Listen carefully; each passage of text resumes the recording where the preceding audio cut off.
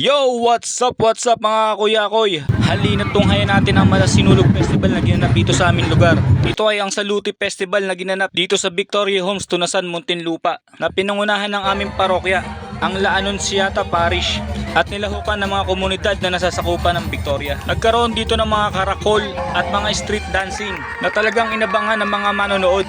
First time ko lamang din mapanood ang festival na ito at talagang napahanga ako sa galing ng mga lumahok dahil para na din ako nakapanood ng mga malalaking festival na ginaganap dito sa ating bansa. At pagsapit ng gabi may magaganap na tapatan ng mga street dancer.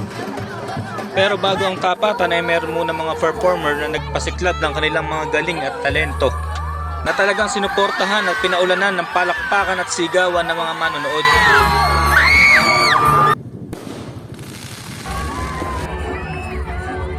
At nagsimula na nga ang tapatan ng mga kalahok. At talagang mamamangha ka sa mga pinakitang galing ng mga kabataan ng Victoria.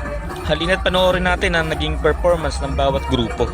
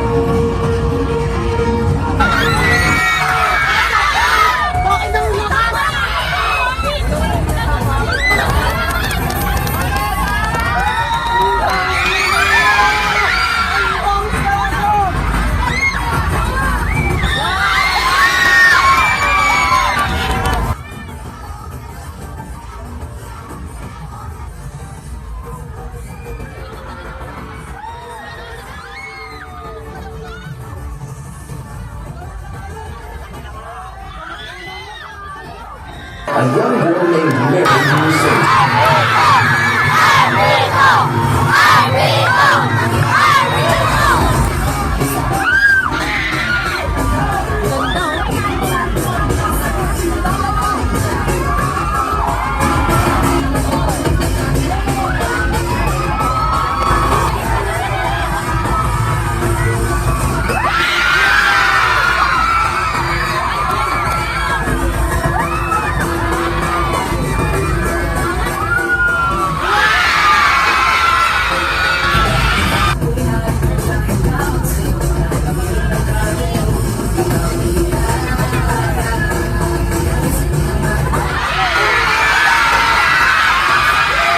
At sa bandang huli nga ay ang tinanghal na champion ay ang aming lugar, ang Richview 2, at sinundan niya ng Sapphire Hills at Richview 1. Pero congratulations pa din sa lahat ng lumahok dahil napakagagaling pa rin ang mga performance na inyong pinakita. Ang nanalo walang iba kundi ang Grand Champion sa Street Dance ay ang Richview 2!